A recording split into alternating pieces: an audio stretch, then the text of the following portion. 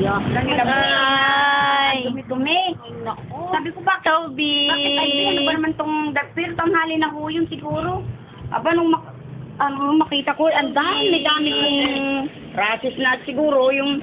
Tapos nung tinanggal namin, pinakita ko sa mga katabi niya, mukhang hindi pa nalabhan kahit na sana luma at kusot-kusot, basta ho sana labas. Ay napakaligalig noon. Kunting ano niya, iyak siya siguro Makati.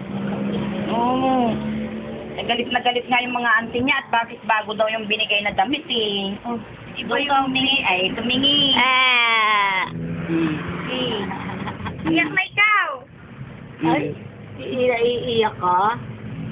Kamukha ni Totoy. Tutoy nga.